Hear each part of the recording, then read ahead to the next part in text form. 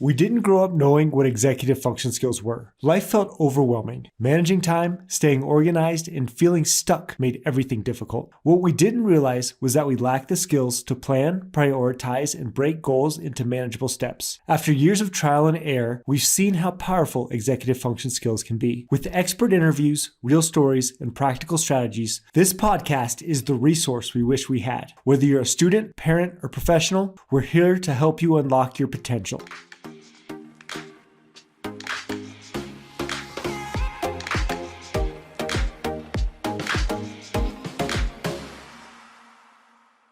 Welcome to the Executive Function for All podcast. Today we're joined by Tessa Zimmerman, who's the founder of Upstream Education and a Forbes 30 Under 30 honoree. After experiencing severe anxiety growing up and seeing the lack of mental health resources in schools, Tessa set out to change that. She's developed bite-sized and practical tools that help teachers support students build self-regulation and decrease stress and anxiety in the classroom. In this episode, Tessa shares the techniques that parents and teachers can use to help their kids self-regulate, which directly supports their learning and executive function development. Her approach is accessible and practical. I'm excited to share this one, and let's begin. Tessa, thank you so much for being here today. Thank you for having me, Brandon. I wanted to have you on just because you have such a deep expertise on building curriculums and ways to organize, curriculums and how to teach these skills for different students. So thanks for being here. And I'd love to talk about that. Yeah, I'm really excited to share more about really bite-sized strategies we can do to regulate and manage our emotions and set ourselves up for success, whether that's in the classroom or just life in general. Yeah, so tell me about your early school experience and what school was like and how that led you to starting Upstream. So I grew up having really severe panic attacks in the classroom since I was about 8 years old. Whenever my teacher would ask to do a math problem or a writing assignment, my entire body and brain would shut down, which looked like me hysterically crying. I'd go blank. And my teacher didn't know what to do. She would send me to the principal's office or hand me a stress ball. And neither of those things were helpful. And I felt really frustrated during school because I didn't feel like school cared about my well-being. It was before social emotional learning was a thing. So we weren't teaching young people the skills to regulate and manage their emotions. We weren't teaching about self-awareness. And I did really well academically. So despite having debilitating anxiety, I was a school refusal kid and refused to walk into the building. Despite all of that, I would get A's. And so at the end of the day, school was never too concerned about me because I always was academically hitting or overachieving. And my parents would really try to advocate at school that I needed extra time. But because I got A's, it was really hard for them to make that case. And where I grew up outside of New York City in Connecticut. You were really stuck in your neighborhood school. It's not like here in Colorado where I think there's a lot more school choice here with public schools and charter schools. We didn't really have that where I grew up. You either were in your public school or if you could afford to go to a private school, you had that luxury. My parents couldn't afford to send me to one. So I felt pretty stuck academically until I did get a full scholarship to a private high school that really changed my life because they really prioritized student mental health and they really understood kids with anxiety really well. The first day, or maybe it was the second day at my new school, first or second day, I was, doing my usual school refusal thing. And my mom, I had the courage to get in the car and my mom drove to the school and we made it to outside the building. And I just looked at the front door and I was like, I can't go in, Mom. I just panic just set in. And my mom went and got the principal, the founder of the school, Mrs. Inwood, and I panicked because here I was doing really well, getting in trouble, new school, starting strong. And Mrs. Inwood came to my mom's car and she told my mom to go on a walk and she actually sat in the driver's seat of my mom's car which terrified me. And it was the first time an educator really started to cultivate some self-awareness in me. She, one, stayed really calm, which I hadn't really encountered before. Most educators would freak out when I was freaking out. And she was just rock solid, just really slowing her breathing down. I could tell she didn't want to upset me anymore. And she just asked me honey, how are you feeling? And it was really powerful because it was an invitation to articulate what was going on in my body. And I think for most of my life, people just asked me are you okay? And that was just so unhelpful, because I was if you look at me, you can see I'm not okay. And she just took the time to understand how I was feeling and what I needed to feel safe to get into the building. And sure enough, 15 minutes later, we walked in together. And yeah, so that my journey to school was, I really hated it for most of my life, but I ended up loving it in high school. And it was because I got to go to a school that really cared about my mental health, and the adults didn't freak out if I was anxious, and they taught concrete strategies to cope with stress and anxiety. Every morning in homeroom, we did a mindfulness practice, no matter what. That was just that is what we did to start the day off every day. If we had a math test and it was going to cause some anxiety for folks, we did a different strategy, and it really inspired the work I do today. What a powerful story. I have a bunch of questions to dive into because a lot of parents and educators listen. And so there's so many pieces of that. I guess the first question I have, tying it back to executive function, is we know executive function and anxiety are often closely linked. And oftentimes it's people like me, the hyperactive boy who get all the energy, right? And you spoke to the fact that you were doing well, that you didn't get much energy. Looking back on it, did a lot of the anxiety come from a perfectionist piece? Yes, it did come from a perfectionist piece. When I was in second grade, my dad told me that I came home and asked him, what's a Harvard? Everyone's going there. And that was just the culture of the community I grew up in. It was very college focused. Where are you going to college? Where did your parents go to college? What do you want to do? Whatever math you're in seventh grade is going to predict what math you are in high school. And then that's going to predict your happiness. Yeah, exactly. So I felt, and my parents weren't like that at all. I want to name that. My parents are very much so we want you to be happy.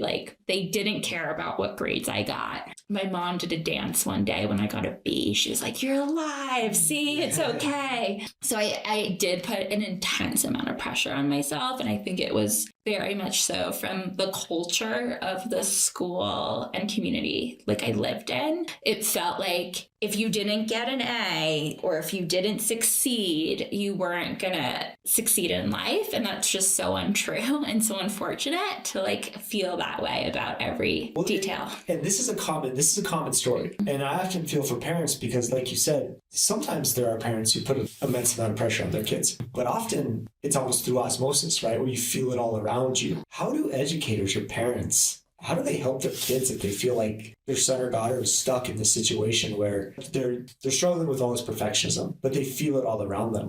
What advice do you give? Yeah, I think one thing that I really appreciated that we really demystified in my high school, I remember watching a TED Talk by Dr. Sean Acor, and it really demystified that we think that we become successful and then we're happy. And his research has found the opposite, right? If we focus on happiness, then the success occurs afterwards. And so I think it starts with exposure to that type of research. Because if you're a type A kid like me, who I was show me the data, right? I want to know that there's evidence behind this. And so I think that really matters, of demonstrating to young people, here's what we know about the research on success. We know that if we focus on these aspects, this is what is going to trigger success. So I think that's one. I think the other thing that I wish I had exposure to earlier on was questions that are really simple of what are 3 wins you can claim for today? Just focusing every day on what's going right. And it could be I made my bed today, right? And celebrating those simple joys. I think that's one invitation I have for educators and parents, is how do we just start by celebrating the micro wins throughout the day?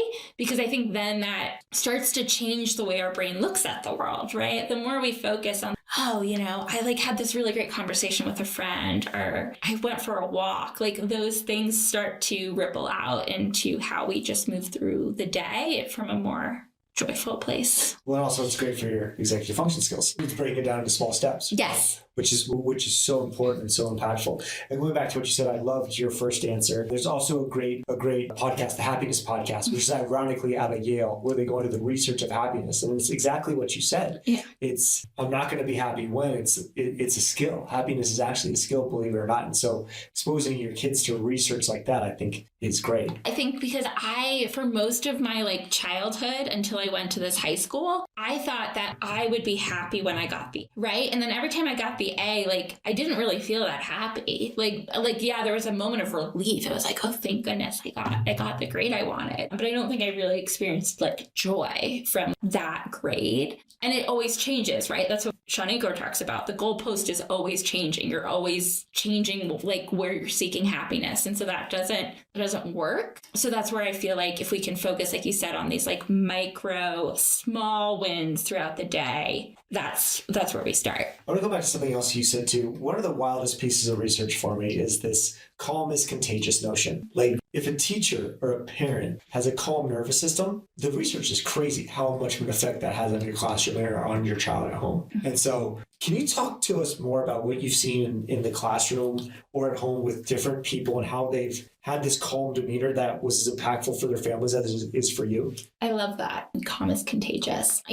Before we learn to self-regulate, we co-regulate, right? Like I'm not a parent, but I know that like if a baby is screaming and crying, we're not going to scream and cry with them, right? So I think like the ways in which, one, it's like really important for adults to have their own toolbox of like, what are the tools you have for yourself that help you stay calm and grounded? So for me, that's like, I have to go for a walk in the morning. Like that's a non-negotiable. For my husband, he has to go to the gym and journal. And those are like two like really key things that we do so that when we show up in relationship to each other, we are coming from a more regulated state. And I think how this occurs in the classroom for educators is it's really hard, right? You're in front of 20 to 30 students who all have different nervous systems and bodies and learning differences. I think giving teachers really bite-sized things they can do that help you regulate your nervous system. So when we do it upstream, it's called finger breathing. You hold a finger, you take a deep breath, and you do that for all 10 fingers. And educators really love that because they can walk around a classroom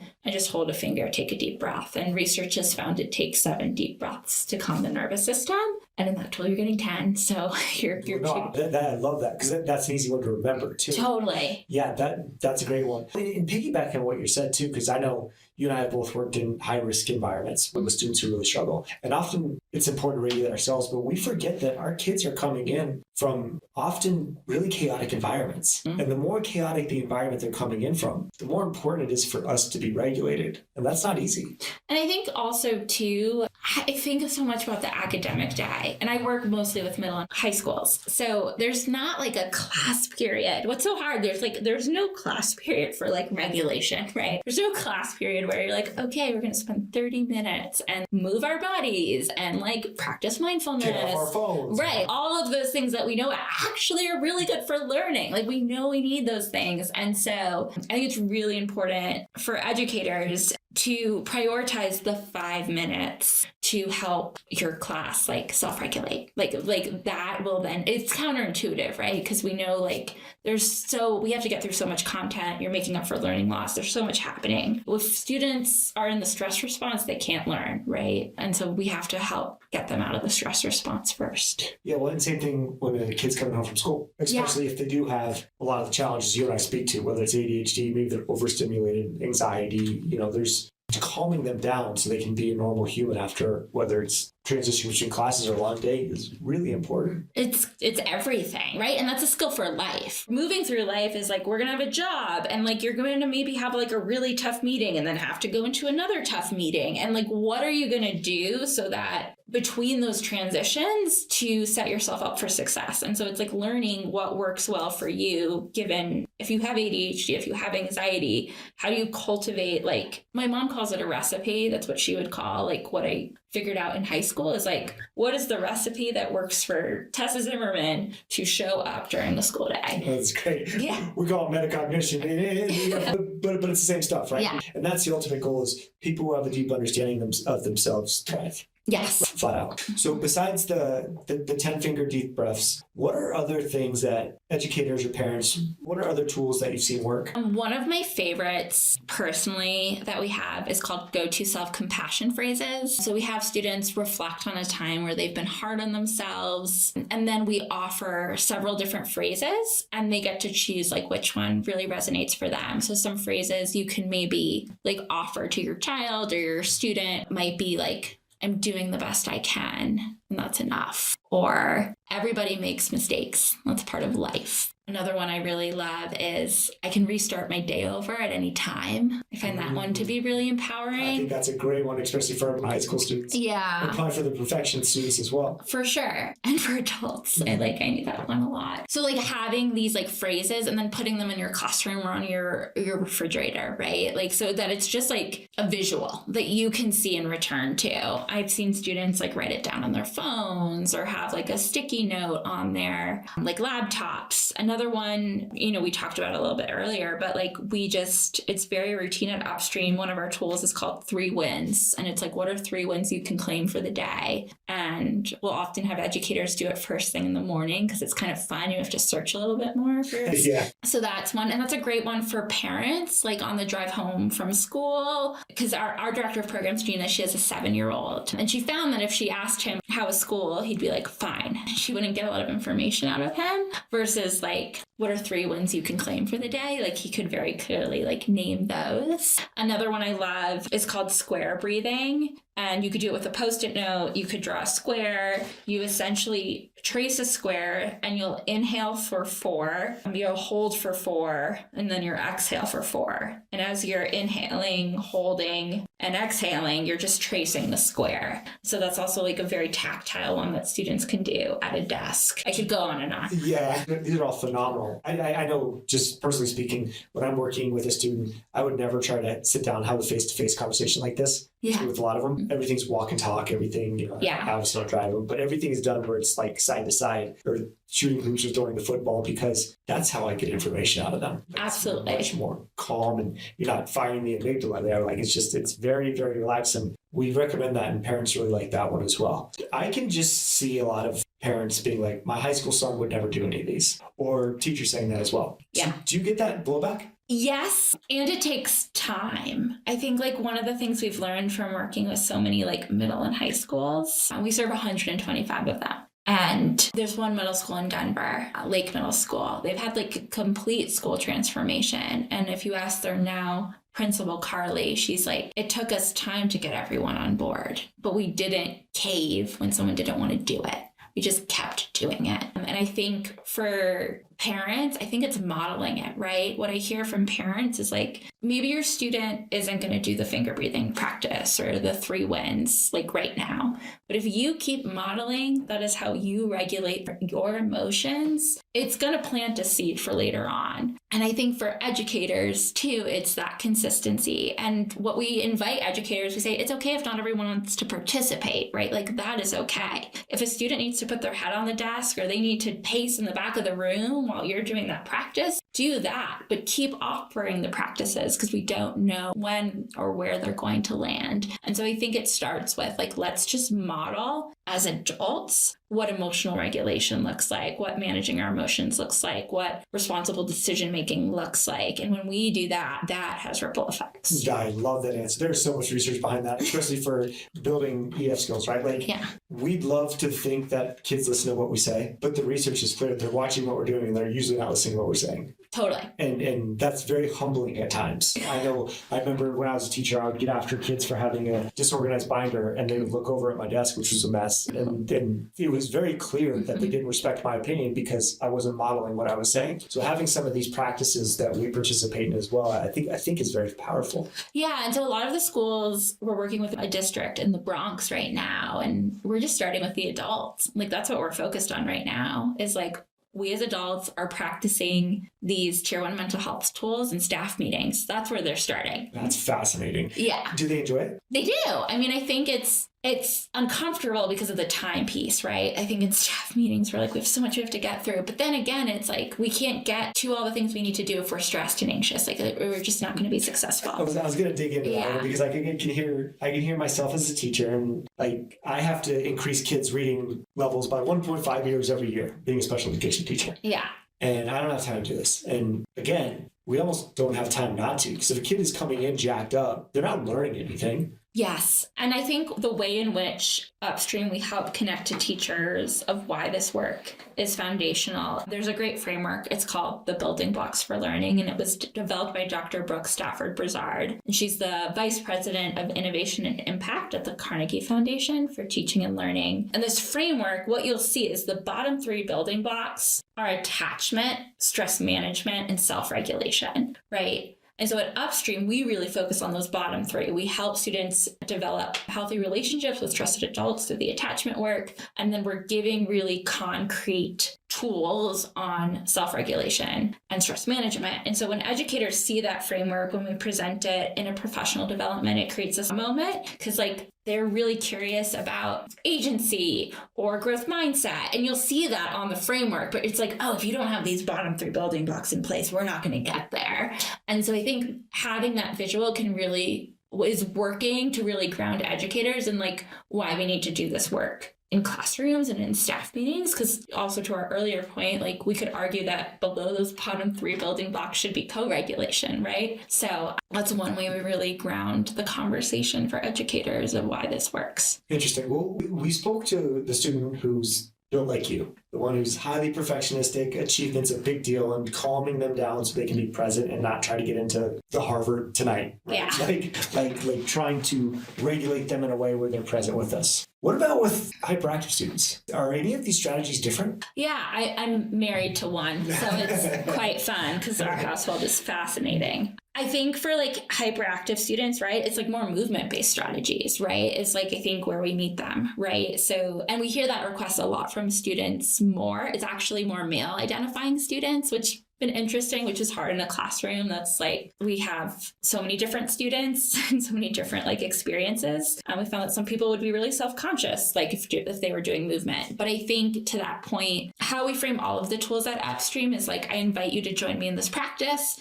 and see what works for you, and to be respectful of the tool because it may be really working for your neighbor. And we found that that really has set the tone to explore like whether the movement-based strategies really work for you, or the breathing-based, or the writing-based. We believe one size fits one. And so like, I think for the hyperactive student, it's inviting them, one, to say like, hey, just try this on. If it doesn't work for you, that's okay. We're just going to try it. And then 2, it's also making sure that we know those types of tools that are more movement-based are available to them. Well, I think that's a great way to do it, because I know stuff that would work for me with the hyperactivity is not going to work for you. It's probably just going to increase your anxiety more. Exactly. So what would be an example of a movement-based practice we could do right after school or at the beginning of class? One we do a lot, we do some like chair yoga or chair stretches. So like taking some time to twist your body in different directions is one we have educators play a lot. The other, we collaborate with an organization called The Class, and they have a lot of like movement-based practices as well, where we actually get resources to educators of movement for them. But I think also simply, we don't have this as a tool, but some jumping jacks, right? Or just something that gets that energy out, or just going for a walk, like you said. The private school I went to, it's very common to take a walk around the track. They do like a track lap, and students will ask for that. They'll say, can we go walk around the track and then come back into English? And that's very common. So I think walking, right? That's one thing we can offer them. Can we get out and move? What can you stretch at your desk? And then what is like a simple body weight exercise that you can do? And I think sometimes, especially in the classroom, we overcomplicate it. Like it's sometimes as simple as walking and doing a few jumping jacks. Like younger kids will do anything. Because I used to move a lot in my classroom as well, and it was hard to get a lot of my self-conscious 8th graders to move. Eventually, we would have these little games, tennis balls would drop, and you had your reflexes, and some people would do them and some people wouldn't. But you're just gonna have to move. It could be walking around the class, doing vocab review. Right. Right? Like there's no need to overcomplicate it. It's just some type of movement. Yeah.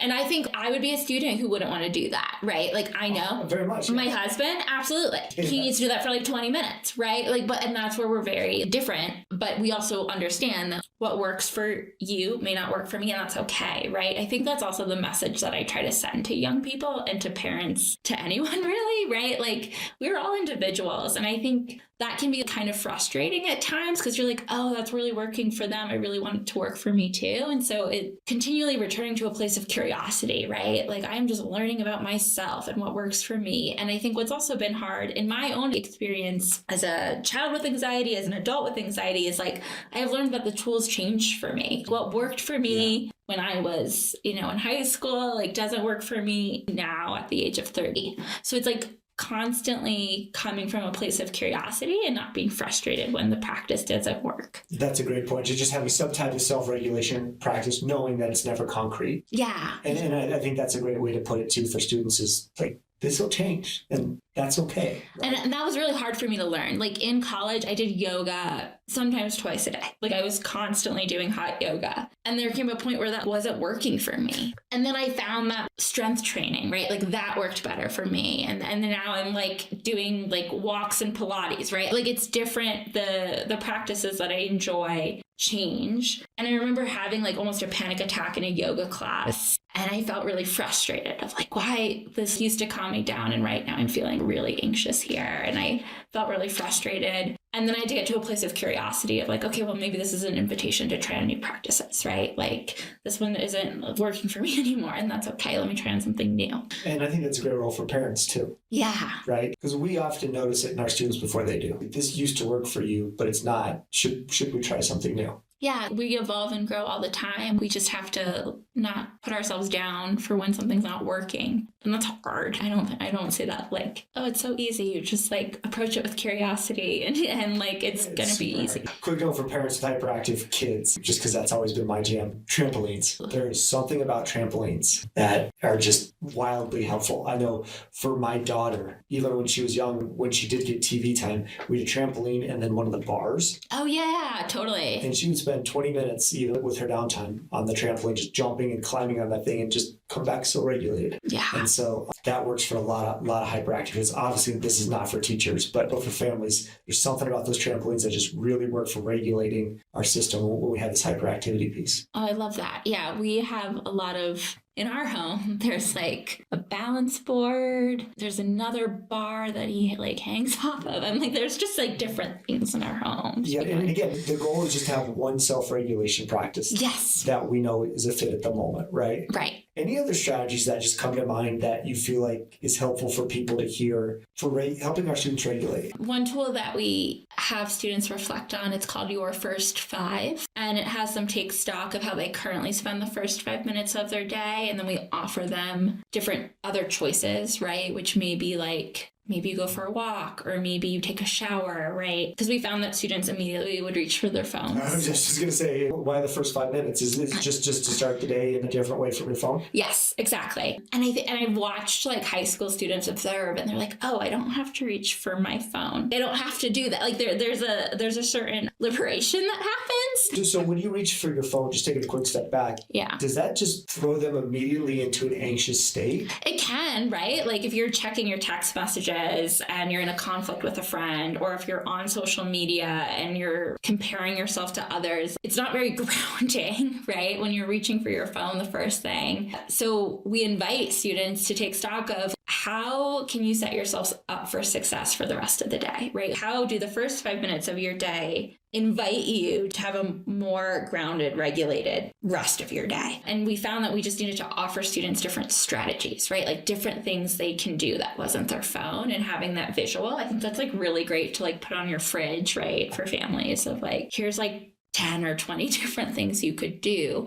And I watched this in a high school classroom in New York City. And the students had a lot of fun with like, oh, actually it might be more fun for me to play with my dog, than to go on my phone. And I actually can do that. And so I think that's one practice I really love to offer young people. Another one that we invite students to try on is writing themselves permission slips. So sometimes it's an invitation to help students maybe try something new or be courageous, right? And it can be simple, like I give myself permission to rest. That's one I hear from a lot of perfectionist students. So they don't feel like they have time to rest. Or I give myself permission to set boundaries with friends. Just having that sentence stem of I give myself permission, whether in a classroom or at home, like on the fridge. That's another way we can help students. Do you do any regulation work before bedtime? Because I hear the sleep thing over and over right now, just because we're so overstimulated on our devices. Do you guys do anything around that? Yeah, I think a lot of our breathing-based strategies, like students really love to use before bed. So one could be like a mindful body scan, right? Which you could probably like Google like mindful body scans and find like a guided meditation. Another one might be focused on like really on relaxing like each part of your body. I'm going to like tense and release my feet, right? And then I'm going to do that for my legs and my arms and my stomach. Another one that can be really helpful is called grounding 5, 4, 3, 2, 1. So you can identify 5 things in the room, then you can identify 4 things you hear. It's like really focuses on the senses. So I think taking the time before bed to focus on those different senses can be great. And also just like the finger breathing practice I said before. Well, and what I love about these is they're short. Yeah. Because it's very overwhelming. And someone's like, okay, you got to meditate for 20 minutes. Most of our teenagers are just like, yeah, no. No, we're not in the business of doing that. Well, bite-sized is our jam at Upstream. Is like, what is Slade thing you can do in 2 minutes? What's something you can do in 5 minutes? Because that's also how you're going to get students to try it on, right? Like this is going to take 2 minutes. Take it or leave it. We can do anything for 2 minutes. I believe in you, Tessa, thank you so much for being here. There's so many like helpful insights and I love how concrete they are. So thank you very much. Thank you for having me, Brandon. I really love sharing that we can take care of ourselves and support our well-being in really bite-sized concrete ways. And I'm glad we got to talk about that. Where can people learn more about you and about Upstream? People can find more about Upstream, upstreamedu.org. That has a bunch of like an at-home toolkit for parents of like really concrete practices you can put up on your fridge. We designed them to look fridge friendly, and also there are resources of how you can bring Upstream's curriculum, bite-sized social emotional learning tools to your kids' school. Amazon there as well. Awesome. Thank you again. We'll have all that in the show notes. Thank you. Thank you for joining us on the Executive Function for All podcast. If today's episode brought you any value, please rate us 5 stars and share it with someone who may benefit. And remember, every small step you take builds towards your success. For resources and guidance, visit untappedlearning.com. Keep growing, keep learning, and we'll see you next time.